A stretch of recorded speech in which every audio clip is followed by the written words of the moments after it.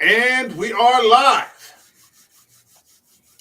So, welcome to episode 187 of An American Werewolf in New Jersey. I am the American Werewolf. In the house tonight, we've got John K. Alvarez, who has finally arrived. Took you fucking long enough. And we've got Eric from Hey Internet Eric here. Thank you both for joining us on this particular occasion. Thanks. Absolutely. Thanks for inviting. Yeah, always. So, there are a lot of first contact movies out there. I think the three of us together probably are fans of most, if not all of them, in one way or another. You've got films like Independence Day. You've got films like, I guess Men in Black would be considered one. You've got The Day the Earth Stood Still. You've got Contact with Jodie Foster, which is a different kind of movie. We have to go to them. That sort of thing. We've got Close Encounters of the Third Kind, one of the all-time greats. Yep. Can we think of any others off the top of our heads? Pretty much, and we've got like Star Trek First Contact, but that's not really a first contact film. Would War of the Worlds count? Sure, War of the Worlds. We've got Signs. Starman. Starman's another one. Sure, yeah. There are tons of first contact films out there, but many of them are kind of exterior sorts of films. You know, they're action films or, disaster films or, this kind of thing, so on and so forth. This film, by contrast, I think is very interior. It's a very internal sort of introspective kind of thing that's happening because there's really no action. It's about an alien civilization coming to Earth and attempting to teach us their language, attempting to open not even so much a dialogue, they're attempting to teach us the way that they communicate. Right. You've got a lot of principles in here. You've got principles about time, the way time works. You've got memory. You've got language. All these different things happening at the same time. And I think for me personally, this is the best first contact movie I've ever seen. And we're talking Denis Villenueve's Arrival. So if you guys are ready to go, shall we get it going? Let's get going. Please do. No time like the president.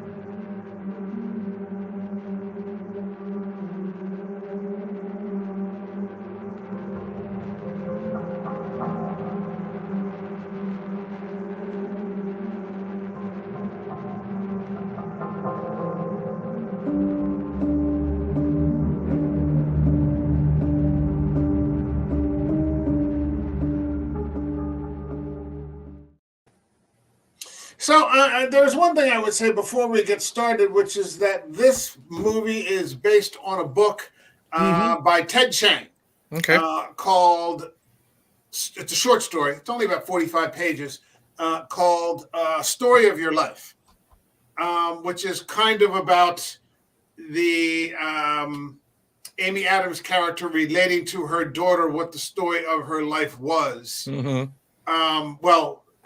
While being sort of in the past, being able to bridge that spectrum now in the way of in her understanding of time. Eric, like we normally do, what were your impressions? Because you're a first-time viewer. Yeah. You're a first-time viewer of this, seeing it for the first time. What was your impression of Arrival? I went into this totally blind. You know, I had never heard of the movie. I mean, I had to confirm with you that it wasn't the fucking Charlie Sheen movie from the 90s. You know what I mean? With You aliens. automatically knew that was not the case. I know. But, Yeah. you know, you do throw the curveballs every now and then. Every now and again. I really dug this, and here's why. It wasn't a shoot 'em up. Mhm. It's, you know what I don't know if this is the right way to word it, but this movie is like 2 hours long. I didn't think it dragged at all, and not that much happens per se. Mhm. But I was so enthralled of the story and where it could possibly go. Mhm. I couldn't wait to see how it ends, and then me and you texted a little bit about the ending, Mike. So, but Yeah. I was very, very, very pleased from beginning to end with this movie. Mhm. You just saw the ending for the first time about an hour ago. Yes. It is a hell of an ending. Yes. So we'll go to John. What did you think of this movie? I take it it's not your first time seeing it. No, as a matter of fact, the best way I could describe it is actually a conversation I had with my father many, many years ago. And because my father was an avid science fiction reader Mine too. and movie buff. Mm-hmm. And as he put it, he always said there's two types of science fiction movies because people he feels confuse science fiction and science fantasy and mixes the genre. He says Star Wars is science fantasy.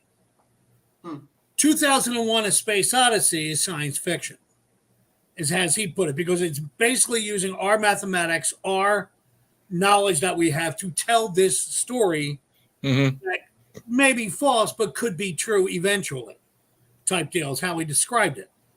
And I put The Arrival that way. When I first saw The Arrival, it was on cable. I didn't get to see it in the movie theater. Way back in the days of HBO and Showtimes and Skinamax and things like that. And when it was done, like I had the double HBO thing where it was, you know, you got the East Coast time and then like a few channels down. 3 hours later. And I waited to watch it again, type deal, because it had that kind of effect on me. One of the things, Mike, that you were talking about the movie that I found a lot is it's not just language, it's communicating. Mm-hmm. You know, there's that sense of communication, even within the Earthlings themselves. Like, I'm glad you mentioned Close Encounters of the Third Kind, because when Close Encounters came out, and I was quite literally, I think, 12 when that movie came out, I got to see it in a movie theater. These were the same questions that people were talking about that I heard when they were talking about Arrival, because it's the way they presented the aliens. It wasn't shoot 'em up. Mm-hmm. And don't get me wrong, I love movies like that. Right. Yeah, I mean, one of my all-time favorite movies is, and you could consider it a first contact movie, it's going to be episode 200, Ridley Scott's Alien. Right. Yeah. That's a science fiction movie. It's science fiction horror, Mm-hmm. but it's a science fiction movie about first contact experience, which is as awful as, humanly possible. Right. But there's a spectrum in terms of these first contact. You have something more fun, like Independence Day. Right. Which in no way, shape, or form, you watch the whole world blow up and you're just kind of keep chewing your popcorn. Or you can go the kiddie route, E.T. Sure. Mm-hmm. Sure. There's a full spectrum of these. But I think like all of the very best horror movies, the best sci-fi movies are the ones that are rooted in very human problems. Mm-hmm. Right. Like Hereditary was. Right. This just is.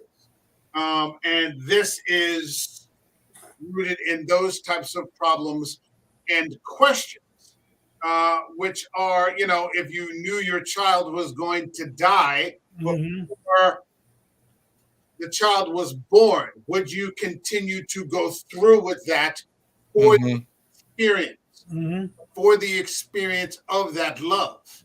Would you choose to have a relationship if you knew before it even gets started? And this is a little more realistic because this happens all the time. You knew it was going to tank, Right. not just tank, but tank horrifically. Would you choose, that now if you knew that the future contained pain and heartbreak. I mean, because losing a child will ruin your life. Not just a bad breakup. Losing a child will ruin your life. I'm not married. I'm not a parent. We have one parent and one married person in this panel. But my understanding is that marriages may not survive the loss of a child necessarily. It's just too much of a strain. So they're asking a lot of in depth and very intense kind of questions. That's still a question. Like I said, I finished this hour ago. I'm still trying to process that question. You know what I mean? Right. Because I can't imagine a life without my daughter. You know what I mean? But the thing is, when you're a parent, it's your, air quotes, job to protect that child, to protect them from any type of harm, misfortune. So, you got the two choices: the life without the child, or the very short life with the child. But you also have the fact that you are going to want, because this child has some type of cancer, to a less effect. So you also will have to watch that child suffer. And you can tell this is like a long going process, because the last time we see the child, no hair, because of, I'm assuming, chemo and stuff like that. So you're watching this child suffer, through your lifetime. Could you put yourself through that? And that's something I can't answer, because like I said, I can't imagine my life without my kid. But seeing her suffer and knowing that she's going to suffer. Knowing that she's going to suffer. And then when, because we've already pretty much said what happens, knowing, your spouse, that this spouse is going to lose a child as well. And then what causes the divorce or the breakup, whatever, is when you have to tell them. So you kept this from them for a long time, because there's a scene where he says, do you want to make a baby? Right then and there, you could have said, this is what happens. But nothing was said. So it's just like three lives were ruined by one decision. Eric, let me hit you with a follow-up question, and then John, I'll get you in here too. Did she do a terrible thing? Because I remember I saw this movie for the first time on a flight. I was on a flight going somewhere, I can't remember where. And it was almost like a Midsommar kind of reaction. I was like, fuck this movie, man. I'm like, she's just fucking awful. And the movie kind of, and like, there are all kinds of documentaries that go with this, and I watched it, and she said she really wanted to thank, Amy Adams wanted to thank Jeremy Renner, because he clearly, in almost every way in this film, is the subordinate. And she's like, a lot of men would not have allowed themselves to be, placed in a position like this. He's always playing catch up. And then you see, in the brief span, of the interpersonal relationship that they have and they're going to have, he's never going to catch up. And so that's my question, Eric, and then John. Did she do it? She decided for everybody. So is that a terrible thing? See, see. That's the thing is, if you're not a parent, it's hard to decide, because you foster parents, what have you. I personally don't think so, as of right now, because unless you're a parent, you don't know what it's like to love a child, be loved by a child, especially a child that age. And we've seen all, how this child was at least 12, give or take, when she passed. You know what I mean? Because we did the whole. I think she makes it. No, she makes it into like early 20s or something. Okay, even more so. It's just like that's 20 years of loving a child, being loved by a child, and again, that what if type of thing. But as a parent right now, no, she did not do the wrong. She did not do the wrong thing. I think her choice was a positive choice because that's still 20 years of good. She chose life. Yes. However fragile it may have been, that's what you're saying. Yes. Okay, John, what do you got? Well, it's not even choosing just life. It's we're concentrating on the bad memories or the bad experiences of the cancer and everything else. Right. There's also, excuse my American slang, shitload of good memories that were there too. And it's always okay. So wait, let me jump in there for a second because what I'm saying is not that she chose it, and I'm not talking about the kid, but did she do it? Because maybe I'm not being specific enough, and I'm not trying to push people into a corner. Sure. Did she do a terrible thing by not telling Jeremy Renner? I think he's a parent too, and I agree. That's my question. Did she do a terrible thing by not disclosing what was going to happen when she? No, she did not, because he still had those 20-something years of good as a father. Right. Okay.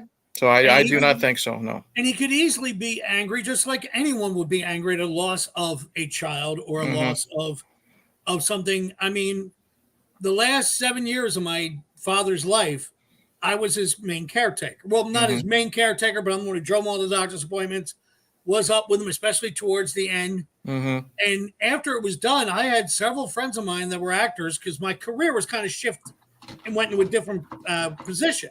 And he turned around, and one of them turned around and said, well, there you go. I bet you regretted that moment, or you bet you regretted that decision. And I turned around and actually stopped and paused for a second and said, no, I'd do it again. Because of all, and there were some very rough times. But there were also times my father and I laughed harder than we ever laughed in our life together. So I remember the one time the doctor telling me, this is it. He's going to be around for about 5-6 weeks. Right. And I was sitting there and it was starting to get to me. And my dad, of all people, reached out and touched me on the face, which he never did. And with the stroke, he had a hard time talking. His mind was there, but his speech pattern was off. So when he spoke clearly, he was concentrating as hard as he could. And he looked at me because I was looking at rain clouds coming. And he said, ignore that. That's coming. Yeah. Nothing we can do about it. And he pointed to the sun. We're enjoying this now. And that was about 6 weeks before he passed away. And that was one of the last few clear things. So the point about it is her not telling Jeremy Renner, you could say that by withholding that information, she could be cruel and malicious. But it's like, what Eric said, he also got to enjoy it. He also had those moments. The first Christmas with her, all these special moments there. And as sad as it is at the end of her life, eventually the good will come through. And the thing is, we don't know when exactly, what age she did pass. Yeah. But she looked maybe to be like 9 or 10 when she asked the question, why does daddy look at me different? Because mommy told him something, a secret or whatever. And that's what. So he still had plenty of time afterwards of being told to still have time to enjoy as a father. Right. He just knew that he had this limited amount of time. So maybe, lack of a better term, he could up the ante of doing things with her and making more special moments. So I don't think it was a bad thing. Here's my take on it. Okay. I think that I understand why she did it, but I think she did the wrong thing. Okay. She was not. It wasn't her place to choose for him, and you understand why she did it. But I think it's doing the wrong thing for the right reason. It's not a black and white thing, and obviously there's no malice in it. Exactly. But I think he had a right to know. Right. I believe he had a right to know and to have decided for himself. For her to choose for everybody, and it's funny because the way this movie works is that eventually everybody is going to learn to see things the way that she has started to see them. Mm-hmm. So this inability to get the jump on somebody per se is not going to be an option soon, because everybody is going to be able to see into the future, because it's not some open-ended kind of thing. It's fixed. Right. But it was just ironic to me that the first use, the ability to look into the future, was somebody sort of pulling the wool over somebody else's eyes who couldn't see it. Right. You know, and it was a very human thing. That's why I've got the human sign in. It was a very human thing, but yeah, it was a bit of a stretch. It was a bit of a that was a bit of a bridge. So I mean, the movie itself is just, it's fantastic. These aliens, they come down there. This idea that the future is not open, like everything has already occurred. It's like one big block, one big cinder block. And so if we're in one particular point in the cinder block, we can see everything behind us, but we think that all these other things are undecided when in truth they're not. Right. I just thought that was a fascinating concept. I'd never really heard of anything like that before. And the effects, the creature effects. I love the look of the creatures, because you don't, even when she is close up to them, you still don't really get a good look at them. Right. It's very surreal. It's a very surreal. To me, they looked like if you took your hand and pointed it towards the ground. You know what I mean? So you had all the fingers. Because what did they call them? Abbott and Costello. Right, but like heptapods, because heptapods, like for 7 legs or something like that. They look menacing. They look scary, especially with all the clouds and the smoke. Right, like that's a great fucking shot. You know what I mean? You think this is a horror movie? Yeah, with that the way that is, and the way they communicate. Like I love how their language, I guess you would say, is like black smoke that forms these shapes. And one of my favorite, there's one possible jump scare in this whole fucking movie is when she places her hand up and then it mimics her. But what I love about it, she doesn't flinch one bit. She's so enthralled in these new life forms. And she's so, into the fact that she knows it's just mimicking her. Because when this movie started out, like I said, I went in totally freaking blind. I thought it was going to be like Independence Day, because it starts just like Independence Day. You know what I mean? Literally, sirens happen. There's no one in the classroom because she's a teacher, college professor or whatever. No one's there. Everybody's on their fucking phone. And then when she calls somebody out, the person just says, "Can you turn on the news?" I thought it was hysterical because she didn't know what was going on. Exactly. The news had been on for a while from what you can, and she was still going about her day. And the way it's edited totally throws you off, because you think the reason why she's not paying attention to anything on TV because she's still processing her daughter. Right. Everything that happens to her. Right. And I loved that fake out. Yeah. It was so well done because it was sprinkled out throughout the movie. She's always having these dreams about her daughter or this failed marriage and stuff like that. And the things that they say is, before she goes in to make a first initial contact, are you pregnant?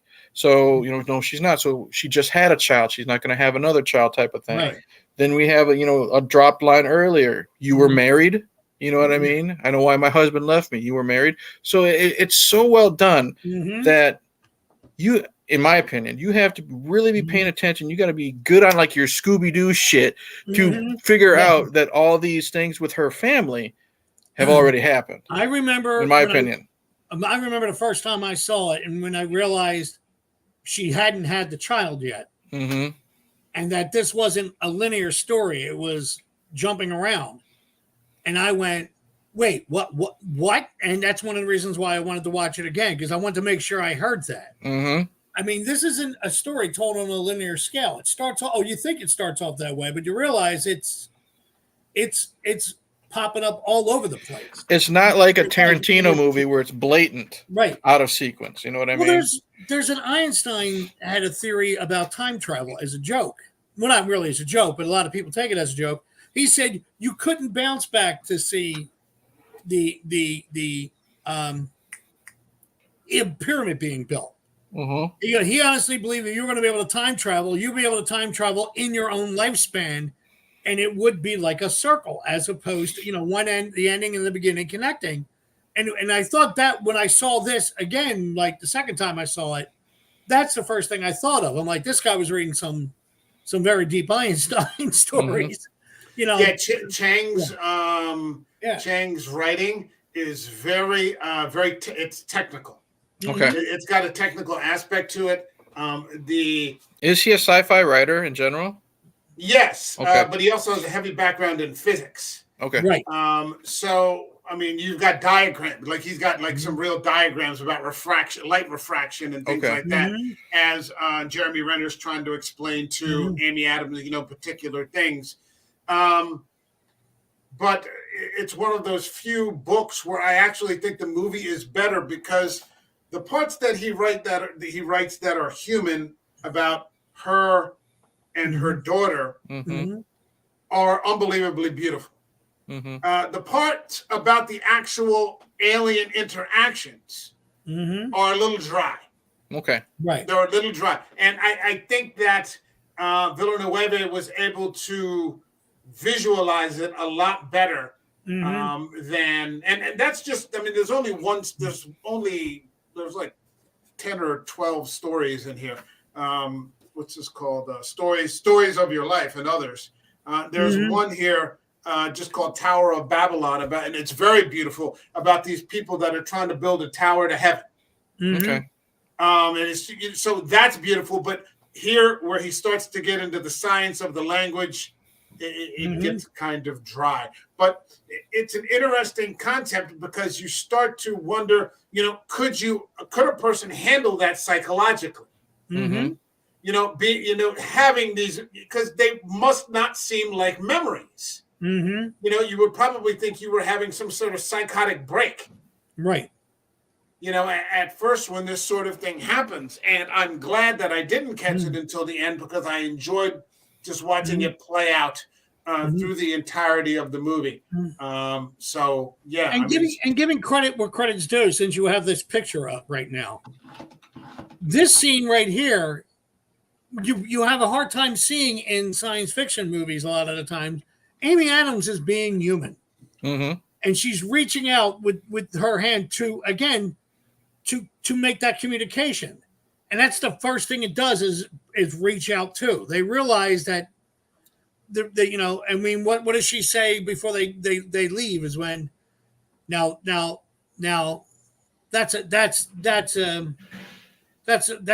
reaching, that's communication. That's a proper greeting. That's a proper greeting. Thank you. Yep. Yeah. But that's the point in my head, and I think this is also the point of view of the way the director did it too. I don't mean to. I don't want to put people down, but I think it's one of those movies where someone could easily say, "Well, not a lot happened." Right, and I said that in my description too. But I did because it's not shoot 'em up, little green man and lasers and shit like that. But I was so enthralled just what was on screen, watching her try to decipher what they're trying to say, while also dealing with like the paranoia of the government of the different countries. I love that. Like every time Forrest Whitaker is like pushing her. What if I can't do it? Well, then we'll go to the next guy. You know what I mean? Right. And then by the end of it, I think China? That's they're the first ones that are going to take action, like physical action against it. Yeah. And then we're air quotes, we're just like following suit, type of thing, because we're so afraid, because it's like we misinterpret it, and it's like when you do learn a foreign language, it all depends on dialect, and we misinterpret a word weapon for I don't remember what it really was, but it was tool. Yeah. And then when you hear weapon again, you are thinking these are going to be an attack. But again, it was a misinterpretation of a word. When you were watching some of the docs on the special features, Villenueve said that this story assumes an intelligent and willing audience. Yes. which is what you need to be to enjoy something like this. Because if you think it's going to be the day that the earth stood still, you're in for a huge disappointment. And John and I were talking about this a little bit. We were talking about 10 Cloverfield Lane and the disappointment that people felt because it really wasn't a Cloverfield movie. Right. Right. And so you assume your expectations or your assumptions aren't being met necessarily. But I think this is a much finer film. And it goes. Than I'm sorry, Mike. Go ahead. I'm sorry. No. I said it's a much finer film than the others that we usually get in this genre. The closest I could probably compare it to would be Contact. Right. And the one thing that you were talking about, and I forget the director's name. My apologies. Villenueve. Thank you. But he didn't dumb it down for everyone. And as he said, you were expecting intelligent people or smart people, not even smart, intelligent people to pay attention. The way it does, it made you pay attention. Yes. I also like to compare this to 2001. I've seen 2001 so many times, and for the life of me, I still don't know what they're saying at the end of that movie. But I will keep watching it. And that was the same way. If you look at it, brilliant visuals. Not really a lot of action, but there were some, like an explosion in both movies and things like that. Yeah, but no Jake Busey, thank God. Yeah, but there were also a philosophy, about this. I love the fact that they're trying to communicate with the other aliens race, and they can't communicate with each other.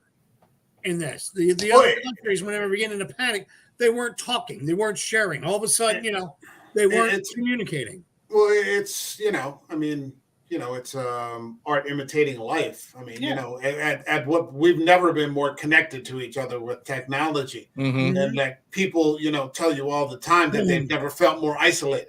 And everybody's depressed, or mental illness is like a sign of personal pride now. My anxiety, won't let me do this, that, or the other, and people don't talk to each other anymore. And, like Carl Sagan in the 70s turned around and said, if an alien race appeared into the world, he always felt it would have been a unifying experience because the first time we wouldn't look at each other as countries, we were all Earthlings. And that was the term. And it's funny because somebody had mentioned that not too long ago. It's one of those it's aliens on the History Channel, type shows, one of those documentaries. And a guy goes, he mentioned what Carl Sagan said. And he goes, I don't think that would happen today.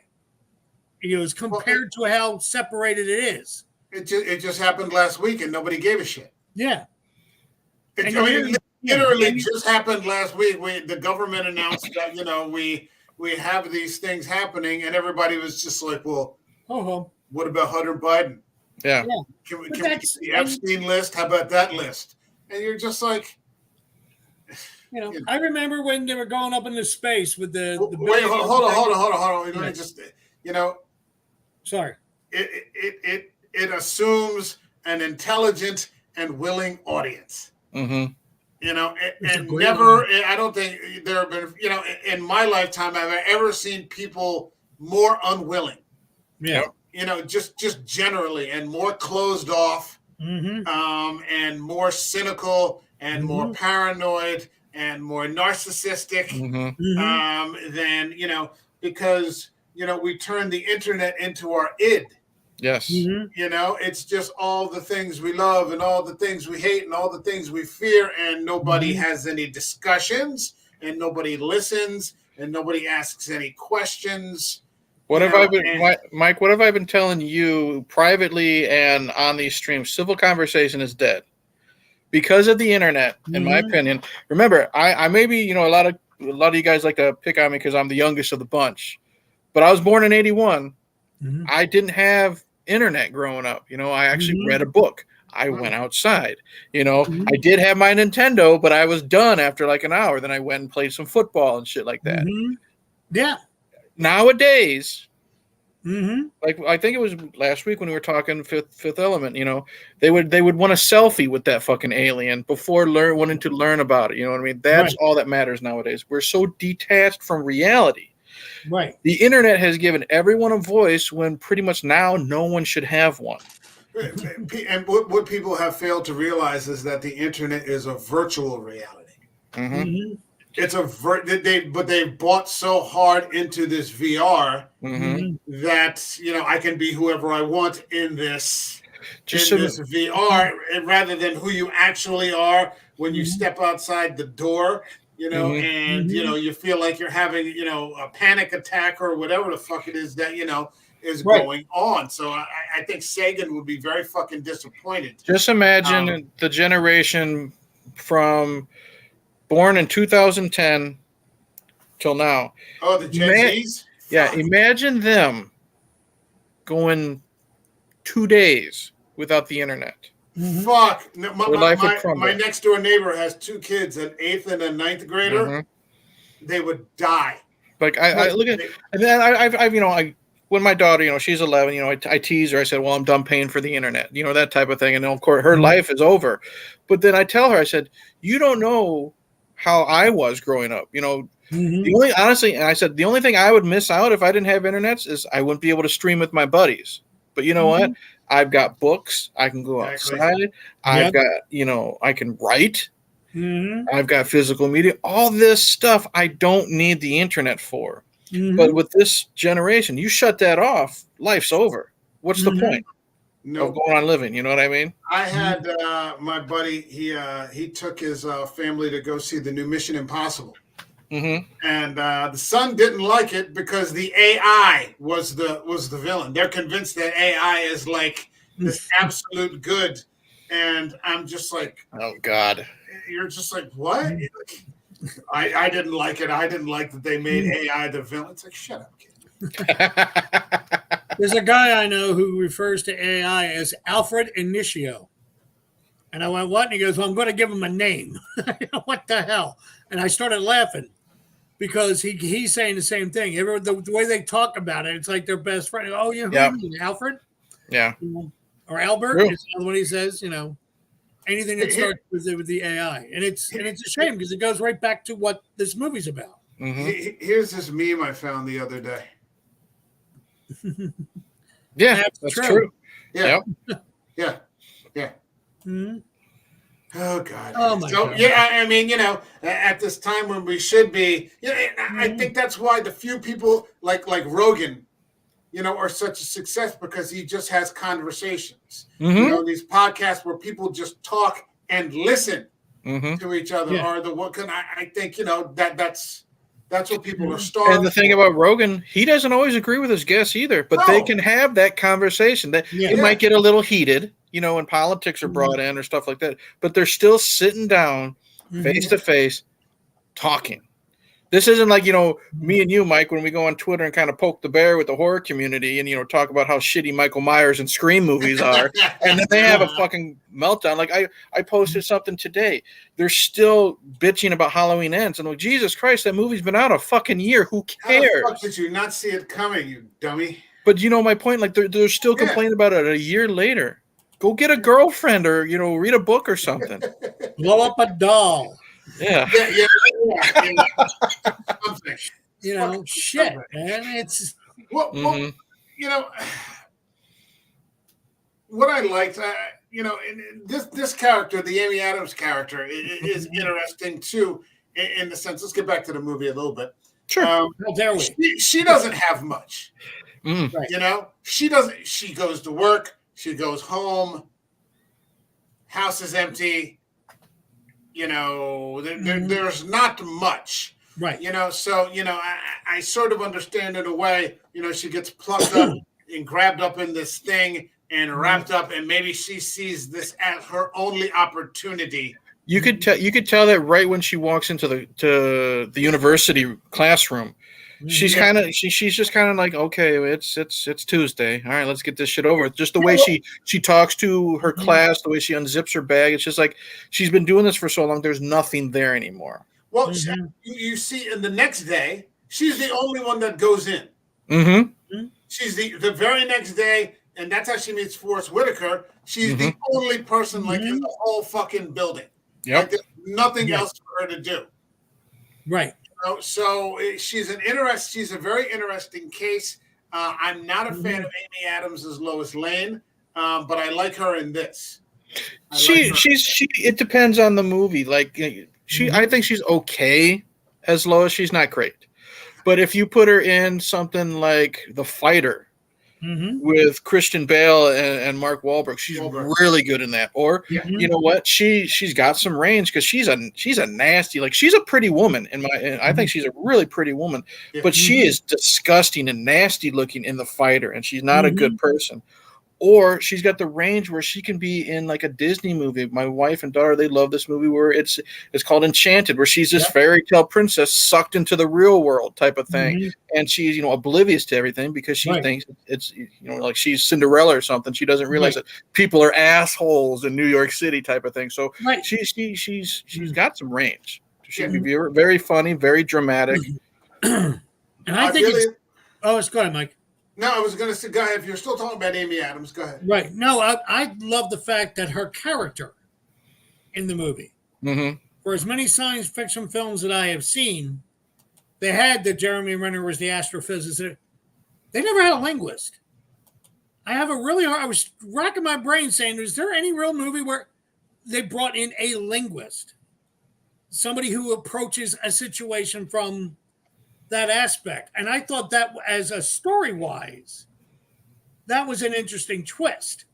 I don't think so. In the 50s, it was like you have a guy who's in the professor who was in the army, but he's an astrophysicist or a rocket, whatever, so he could be the action figure. And no, this was different. This was a whole different spin. Yeah.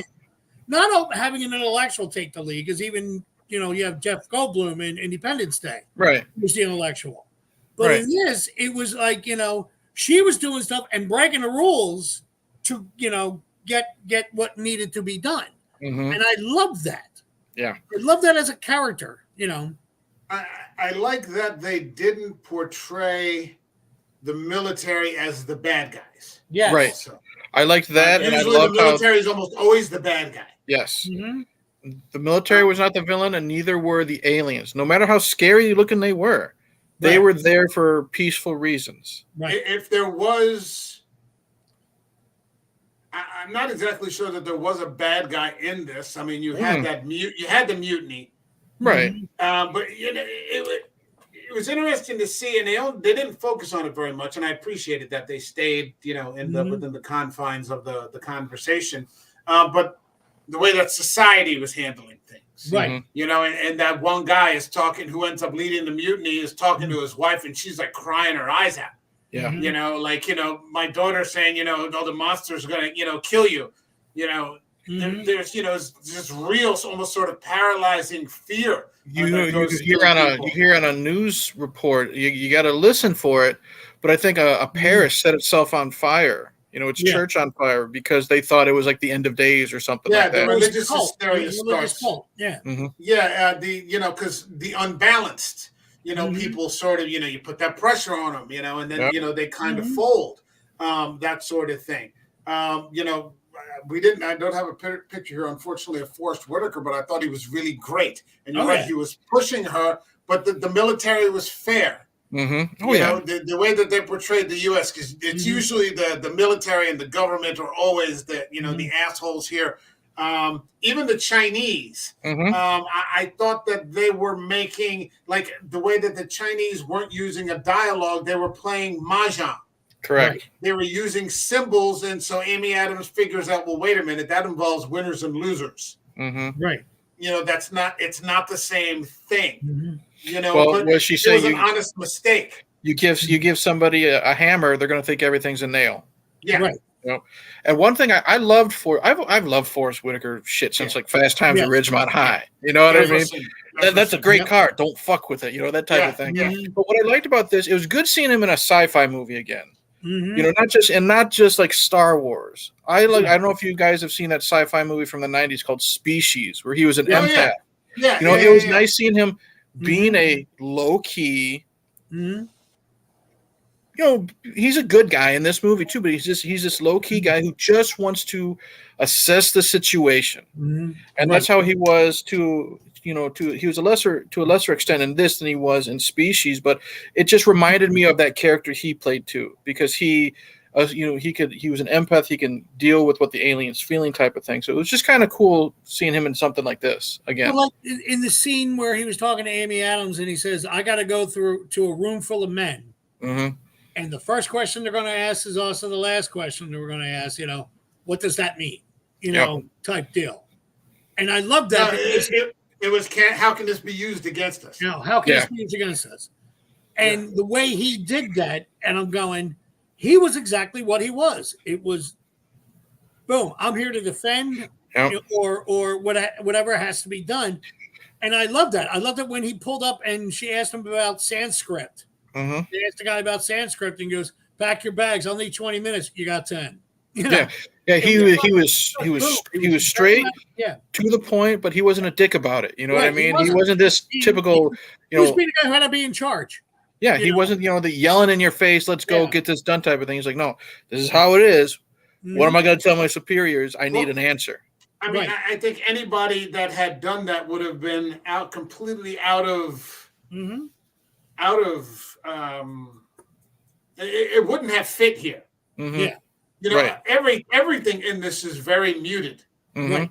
Even the look of the spaceship. Yeah, the look of the spaceship. The alien interaction. There's, no jump scares to speak of, although, that one thing did, startle you. Mm-hmm. It's not an action movie. It's almost is like a fantasy film, like a sci-fi fantasy. Right. Where aliens come to teach us their language because they see that in 3,000 years they're going to need our help. Yeah, that's what I love. They see it's going to take us that long to be ready to help us. And that's what I love about the next evolutionary step. Mm-hmm. Right. That's what I love is they can see that far into the future, at least. Right. We don't know how much further, but at least 3,000 years into the future. Yeah. Mm-hmm. And I thought that was just like a cool concept. You know what I mean? Yeah. It doesn't. Go ahead. No, go ahead, Mike. Seriously. I was going to say there's no darkness to speak of. There's tension. Mm-hmm. There's tension, but it's just a very beautiful story. Mm-hmm. And it's tragic. Yeah. Right. But it is it's within all of this, overwhelming sort of sensory overload. At the core of it is an extremely human story. Yeah. And I think that's why it works. Yeah. Otherwise, it would just be the day that the earth stood still. Right. There's so many just little scenes that got me smirking and smiling, because she's trying to teach them, once she teaches the word human, then she's got to teach them what this means and then what that means. Right. And it's just little scenes of Ian, Jeremy Renner, it's Ian walks, and it's just him walking back and forth, just little things that got me smirking, and it was just so much fun. And what I like about this movie is less than 10 years old. Mm-hmm. Yes. It's not short attention span, shit flying at you, like we said, shoot 'em up type of stuff. Right. It is, like I said, and maybe the wrong way to say it is nothing happens, because a lot does, but let's just say, comparing this to Star Wars, you know what I mean? You got to have lasers and shit every 30 seconds. Right. Well, I was never in a 2-hour movie, never bored for 1 minute, because this story, these characters had me so enthralled, and I wanted to know where this was going. And the more we saw these aliens, the communication, I'm like, okay, where is this going next? And I know something's going to happen, because I know this isn't going to end good, or something like that's going to happen. One of these countries is going to kind of jump the gun, and then where are we going to go with these characters? Mm-hmm.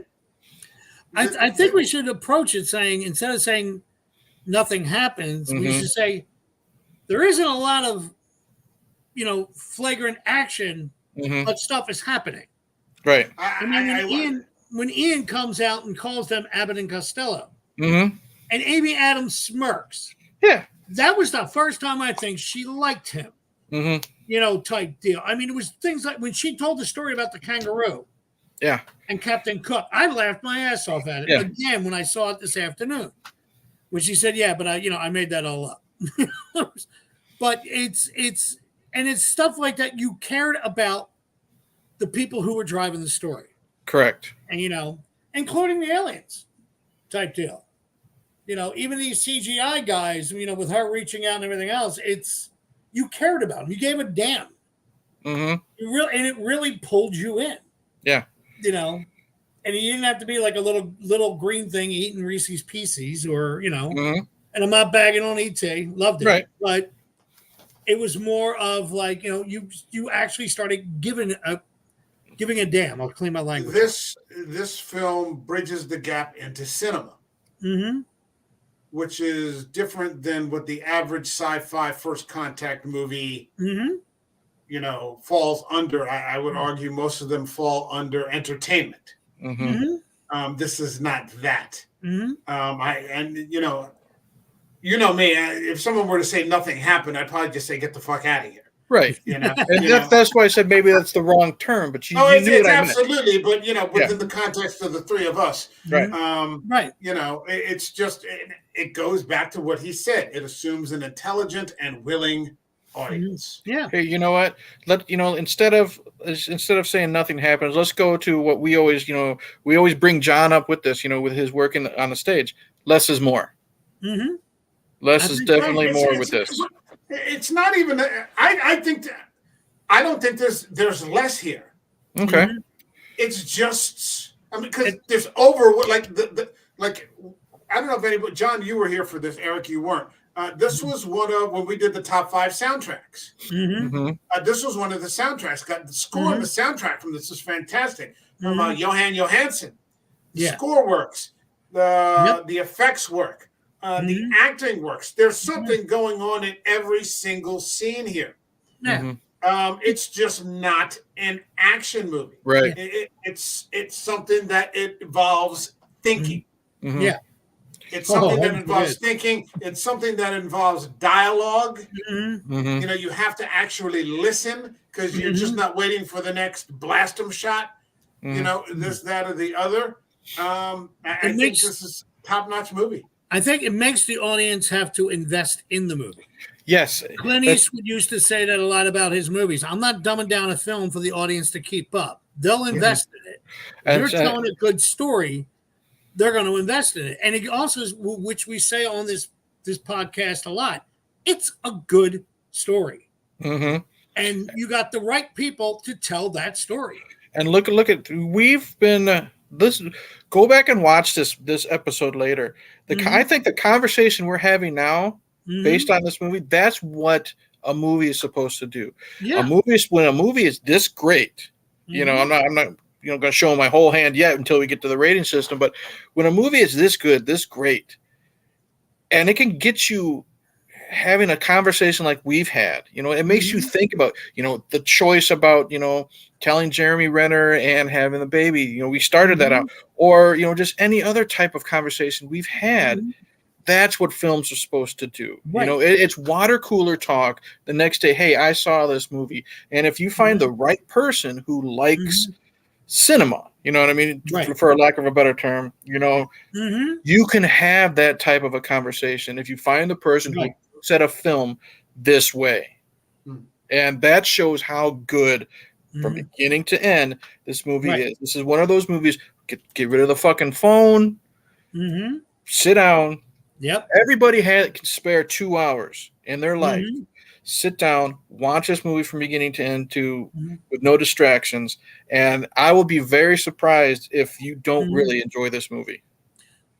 I would be very surprised if they didn't want to watch it again. Not right away like I did, but they'll probably want to watch it again because it makes you question.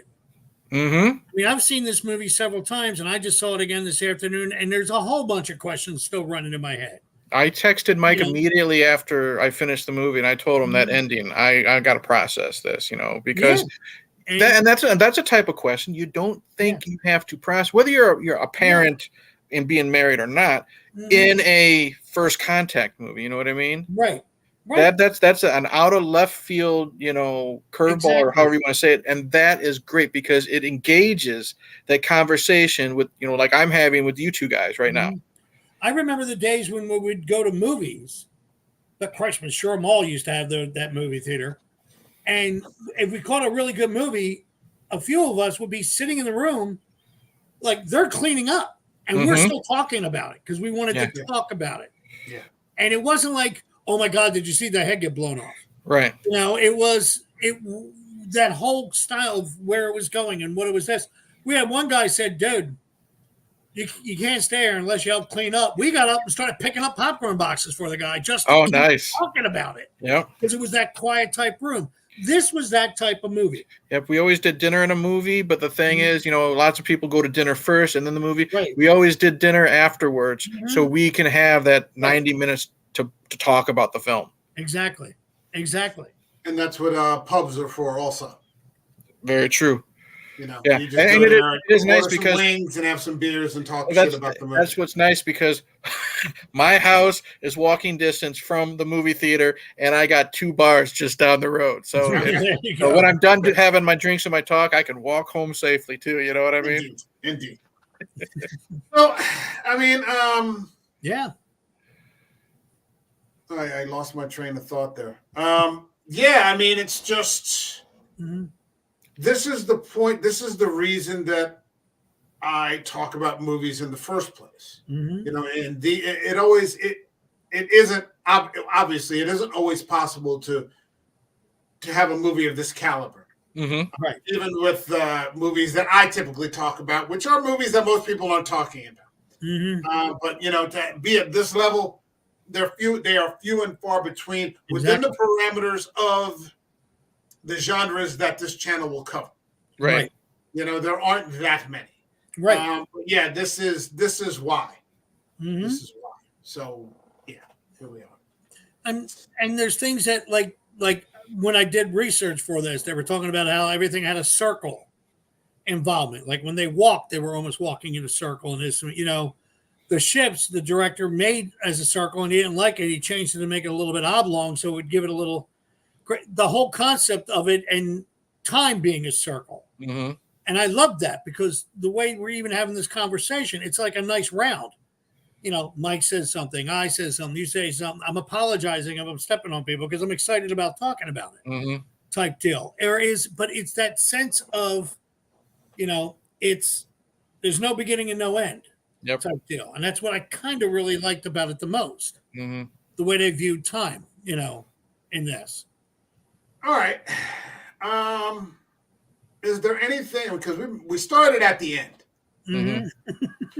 So is there anything that we have not covered in this film that you would like to discuss? The only thing, and this isn't going to knock my score, the only thing I wish they would have done, I wish we would have known what Amy Adams said to General Shang? The general. Because all we knew, I mean, I get it because it was like his wife's last words. So, I mean, that fit with the story perfectly. I just kind of wish we would have known maybe a little bit, but I'm also okay with because of the way it was handled. You know what I mean? The army was after her. Jeremy Renner stood in front of her like a human shield type of thing, and that was again a perfect use of the time travel. Well, not time travel, but you know the jumps in time story wise motif. Because she's seeing that vision in the future, and you know she's remembering. You know she's meeting him in the future, and you know you helped me not make a decision. And what I did like, I just thought of this. Yeah, you're going to talk about what I think you're going to talk about. Yeah, go ahead. She sometimes gets when we're seeing these future visions, she kind of gets jolted into reality. Like I like when she's remembering some of this stuff. Like she wakes up. And she's with her daughter by the lake. Mom, help! You know, put her foot into the boot. So I kind of liked how it seemed like she was just jolted, like she, you know, when she was in the future type of thing. The only thing that genuinely freaked me out a little bit was when we get to the part where she meets General Shang in the future, and General Shang says, "You called me on my cell phone," and she's like, "I don't have your number." And then in the future, he shows her the fucking number. So she can, like call. in the past, she's going to have the number now. And I was like, Fuck, man. And that's how I Yeah. got the You word. really just, Exactly. yeah, that's how she got the Yeah. fucking number. Yeah. Like on the spot there, he's like, I think Yeah. you're going to need this. Yeah. Right. Or something. And I was like, Because he realized fuck. that he probably by that time was getting to do what she was doing Mm-hmm. and Possibly, said, "Oh, yeah. And I know, yeah, because I loved that, and I was like, and that's pure science fiction. That was a leap of faith for the average moviegoer to follow along. And I just thought of it now. Maybe because it's a long conversation she's having with the general. Mm-hmm. Yeah. And she's obviously not just saying his wife's last words. Now that I'm thinking about it, because it's a long conversation. Maybe he's asking how you got my personal number. Maybe she's just telling him flat out what she's seen and learned from these aliens.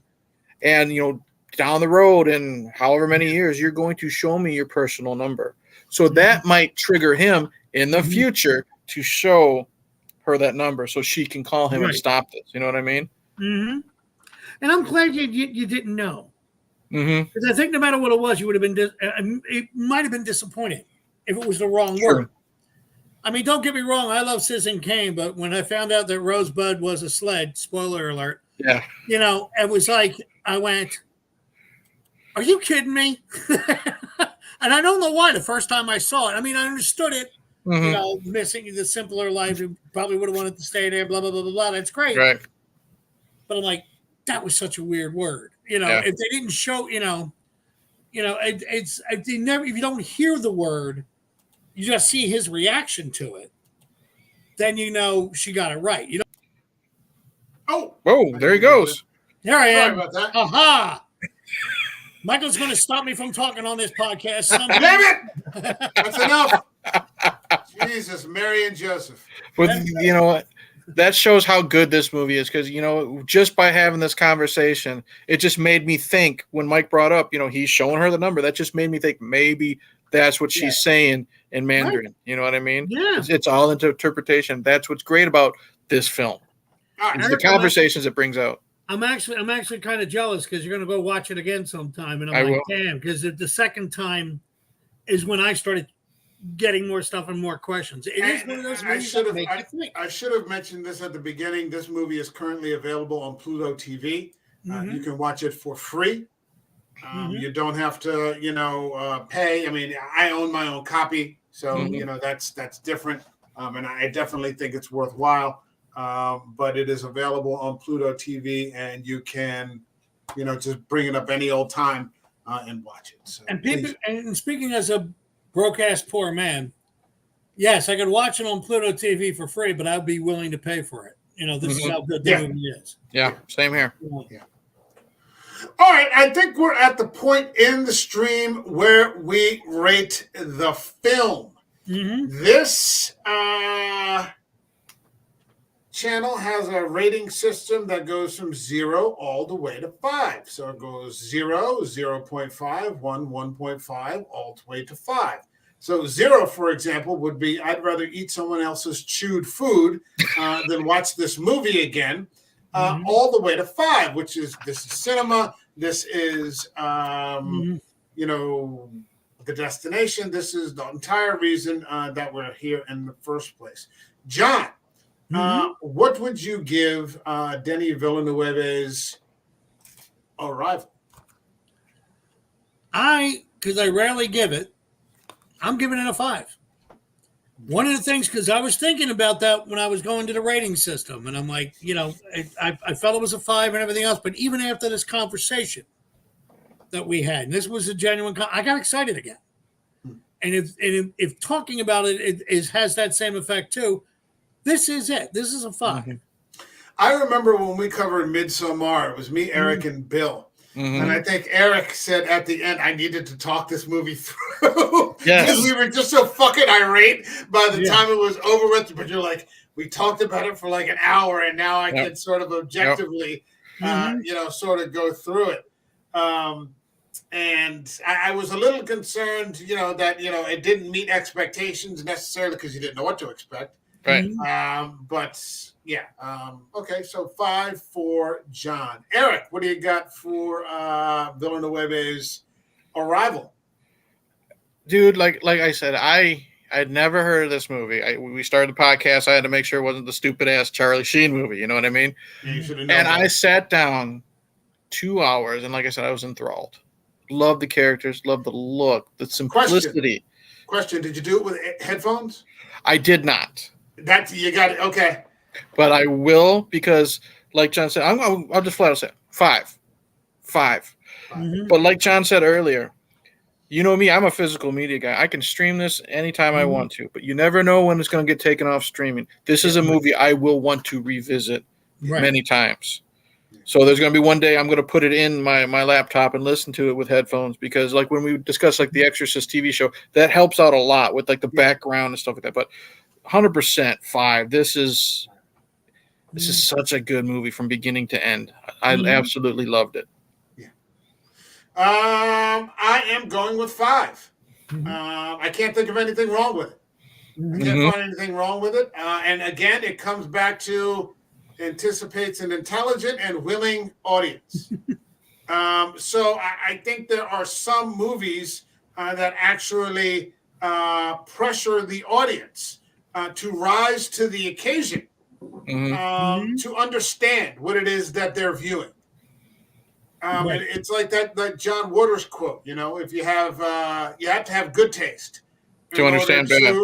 To understand bad taste. You know, the irony of celebrating bad taste. If you only have bad taste, you don't get it. Right. You know, so I think there are some things that are just a fucking litmus test. You know, and you know, like this conversation, you know, about Halloween. Like it's a fucking litmus test. Like you don't get it. You don't get it. These people don't get it. Okay, you know, I'm sure they'll find people, you know, whatever. But just trash, just trash. This is, you know, just. No, I didn't mean that people were trash. I mean, I know exactly. The movie is just fucking trash, and so they don't get it. This, you either get it or you don't. I love it when you dismiss a movie. You got this perfect hand wave, trash. It's boom. I love that. Mike? What was the quote the director said again? You have to have good taste in order to celebrate the irony of bad taste. Oh no, about the willing audience. Oh yeah, it what did he say? It assumes an intelligent and willing audience. American Werewolf in New Jersey. It assumes an intelligent and willing audience. That's why I only talked to like 4 fucking people because, you know, everybody else is talking about, you know, whatever, you know. Exactly. Yeah. In New Jersey, there's probably about 4 intelligent people. Hey, I'm in Illinois, so. Yeah, you're doing all right. You're doing all right. That's one. There we go. All right, so 3 5s. What more is there to say? Anybody got Eric? You got anything to plug? YouTube channel. Hey, Internet Eric here. Speaking of trash, I'm done with Shitty Shark Week, and I was planning on taking a week off to recuperate. I'm so glad this movie here cleansed my fucking palate of that garbage. Thank you, Mike. But I was planning on taking a whole week off. I do think maybe later in the week, what's today? Maybe Friday, as of this recording, I might just do a little video about Paul Rubens, you know, passing, just my growing up with him, my experiences with his comedy, and then like the experiences I shared with my daughter because she became a fan. So it's just something personal because I was a fan. And then after that, I'm going to, like I said before, I'm going to jump in the Rocky franchise and the Rambo franchise because I want to talk some Stallone. So there you go. Don't forget those Mission Impossibles. Oh, that's going to happen too, my friend. But yeah, YouTube channel, Hey Internet Eric here. And then you can follow me on Twitter, same name. But I'm usually there poking the bear, pissing off the horror community, which is a very, very fun thing to do. Mike can attest to that. There you go. The movie's just fucking trash. It's trash, bro. It's just fucking trash. It really is. It's just fucking trash. Sorry, that's very funny. No, it's just fucking true. I mean, you know. Yeah. What other way is there to see it? This, for me, we are in the month of August, and the I mean, the summer's fucking going by pretty quickly. I mean, Mhm. we're definitely in the second half again, but we still have a number of movies left to cover. Yeah. Let's see. We've got The Last Man on Earth, the original Mhm. Vincent Price. We can do that on Pluto. We've got Dead Again, Mhm. Mad Max, and we've got The Green Knight. The Green Knight. We've got The Green Knight. The Green Knight's another fucking piece of beautiful cinema. That's not the one from the 80s, right? With Sean Connery? No, that's the one with Dev Patel. That's what I thought. Okay. No, that's the one I saw. Patel. I saw. Oh, no, First Night. You're thinking of First Night with King Arthur? No. In the 80s, after Highlander, they did The Green Knight, and Sean Connery was the Green Knight. And I forget who it was. It was like somebody Van Cleef, a long blonde hair guy with muscles who wanted to be Arnold Schwarzenegger but didn't have the acting talent. Came out in 86. I swear to God. I watched it only because Sean Connery is a riot. Sword of the Valiant, 1984. Yeah, Is what it says. Yeah, but it's the Green Knight story.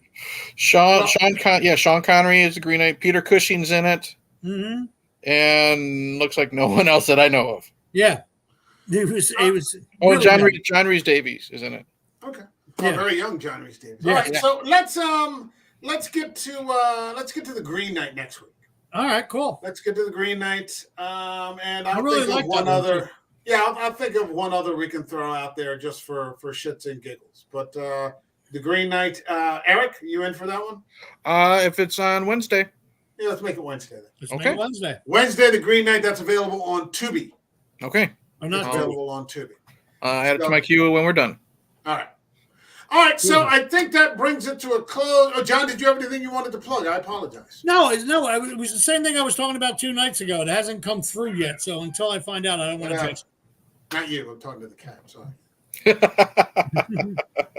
All right. That brings it to a close. My thanks to Eric from Hey Internet, Eric here, and to John K. Alvarez, who has finally arrived. We will be back at the very least next Wednesday. We're here on American Werewolf EU. This is our backup channel, or my backup channel. And yeah, that's where we're covering these long things. I'll be doing other short things on the other channel, more modern stuff. There's a lot coming up, actually. Ahsoka's about to drop. The Last Voyage of the Demeter comes out next Friday. That's going to be a good one. So I'm looking forward to giving that a review. And yeah, still there's a lot coming up. So we'll see you all in the next video. Cheers. Hasta luego.